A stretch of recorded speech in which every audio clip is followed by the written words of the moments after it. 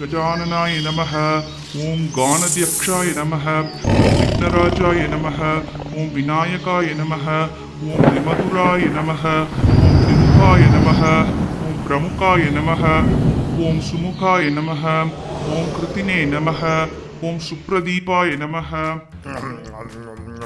Yummy. Ganesha, want some more laddus? Let me finish this first, mummy. Daddy Shiva. Ganesha, who is that earthling doing penance in 2016? Daddy, I'm about to start to earth. Just finishing my breakfast. Laddus again. I'm going to tell your mom. Stick to your diet. Hello. Daddy, your voice is breaking. I know. Naughty daddy. Can't eat one laddu peacefully. Ha. गजाननाय नमः ओम गणाध्यक्षाय नमः ओम विघ्नराजाय नमः ओम विनायकाय नमः. Earthling, wake up. I am pleased. Your penance is accepted. Open your eyes.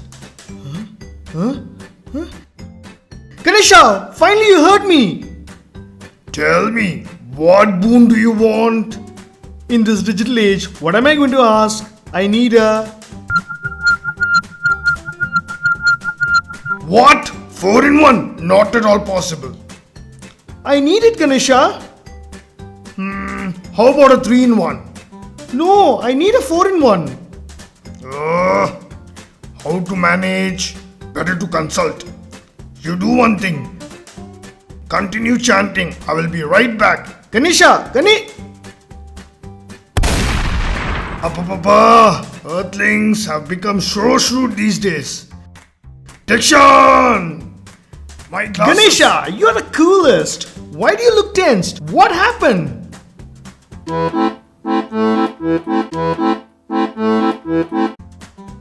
This is what happened. That's all. Check this out. What's up guys, Section here back with another video. Here I have with me the Coolpad Mega 3. There is something interesting about this device. In this video, I'm going to do unboxing, review and let you guys know if this is worth a buy. So, let's get started. Here we have the box, retail pack, priced at 6,999.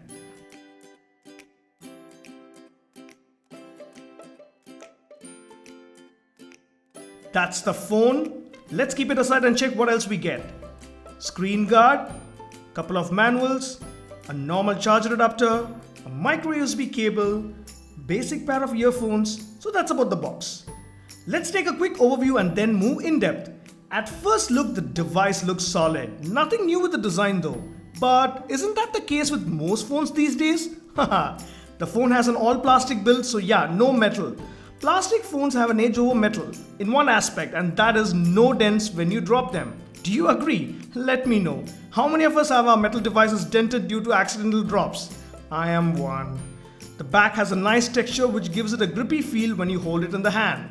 This is the white variant, also comes in gold and grey. The weight, though just 175 grams, feels a bit heavy for me when held in the hands. Overall, the design is good. Given its price, nothing to crib. On the front, we have the 5.5-inch display. On top, we have the front-facing camera with flash, earpiece, LED notification and sensors hidden. Bottom, we have the touch capacitive buttons. Sadly, they are not illuminated. On the right, we have the power button. On the left, the volume rocker. Bottom, we have the primary microphone and the micro USB charging port. On top, we have the 3.5mm audio slot. At the back, we have the rear camera with LED flash, a secondary microphone, and at the bottom we have the speaker grill. This device does not have a fingerprint sensor.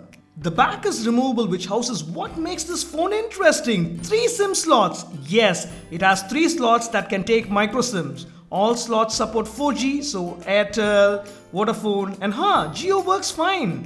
VoLTE is supported, but 4G data can be used only from one slot at a time. Multiple Jio SIMs do not work, only one. Also, Jio will work only if cellular data is set to Jio. If it is any other provider, then no, it does not work. You also get a separate microSD card slot for storage expansion up to 64 GB. So that's about the device. I've been testing this device and here are a few things that will help you decide on this variant. First is the display. It comes with a 5.5-inch HD display with a pixel density of 267 ppi and the resolution is 1080 into 720. Though not the sharpest out there, it looks good. The color reproduction on this is excellent. The viewing angles are good in indoor and outdoor. Touch is responsive. The screen to body ratio overall is okay. I would say you get a black border around the display which makes the bezels thick, kinda thick. The screen is not Gorilla Glass, so yeah, be careful with drops. Overall, a good display at this range. Next, straight to the performance. Coolpad Mega 3 is powered by a MediaTek 6737 CPU clocked at 1.25 GHz. It's a quad-core chip bundled with Mali T720 GPU and 2GB RAM. The hardware combination is not the powerful out there and this phone is not suited for power users. Here is a quick look at the benchmark score. The phone, however, did well in basic everyday use. Browsing, chatting, social media, watching videos, I had no issues. Multitasking was just okay. Given the specs while opening or running multiple heavy apps, you will notice the phone being sluggish at times. The system itself uses almost a GB RAM. Though strictly not for heavy gamers, I had to test it anyways. On the gaming front, it runs some high-end titles. I have tested it playing some graphic games such as Nova 3, Asphalt 8, Gods of Rome. Runs well on medium settings, but of course you get a lot of frame drops when on high. So basic gaming is fine, but not for those who want to run very high-end games. I mean it, guys. Also, on the sensors, you get only the accelerometer, proximity and light. So no gyro or magnetic sensor. That means no VR or compass or games that use a gyro. Overall, on the performance, if you're a basic user, then you should have no issues.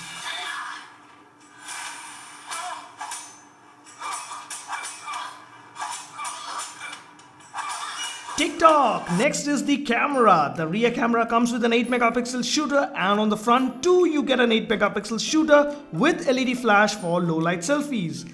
Both take good pictures in well lit conditions, especially selfies.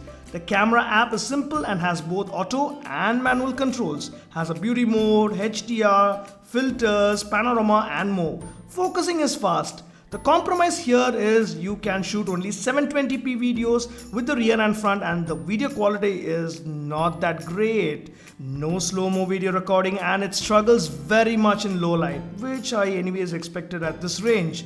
And when not held steady in low light, you can get some blurry shots. Here are a few samples out of this camera to give you an idea, raw unedited.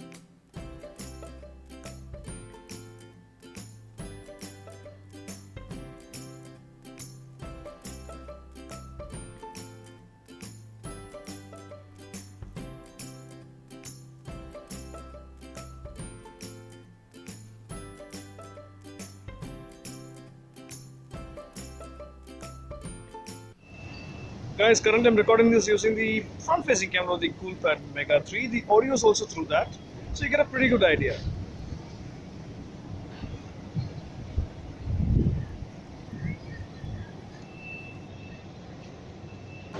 Guys, this is an indoor artificial lighting.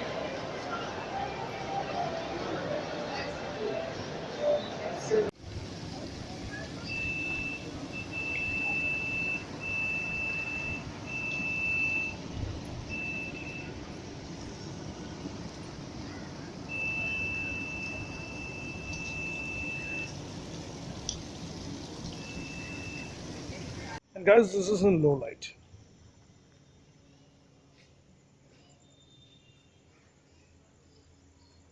Overall, camera is good for selfies or casual clicks. Next stands the software. It comes with Android Marshmallow out of the box with Cool UI 8 on top. Given the 2GB RAM with no apps running, you get 1GB free. The interface is heavily customized, it is fancy and colorful.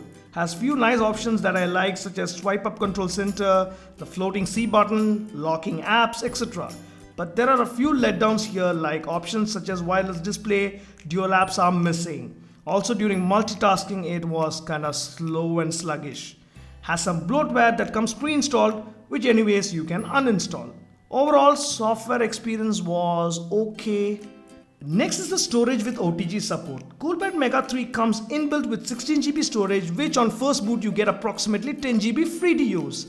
You can expand the storage up to 64 GB with a microSD card, which is one of the highlights even though you use multiple SIMs, as you get a dedicated slot for expansion. Downside here is it can only be used for photos and media and not to transfer apps. But again, given the specs, loading a lot of apps will just slow the phone even more.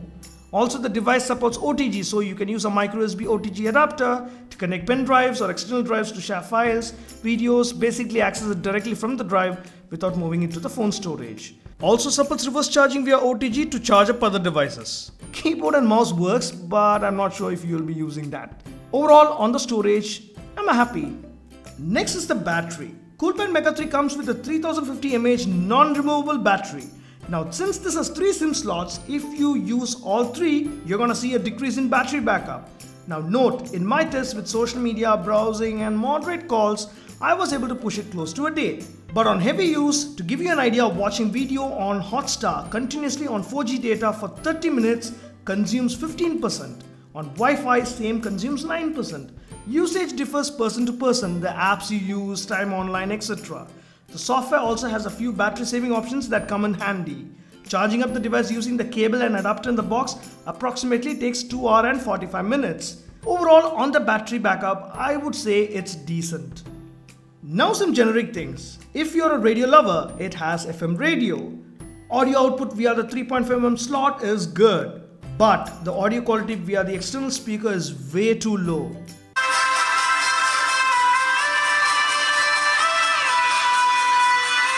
Also, since the speaker is at the back, when placed down, it gets mumbled.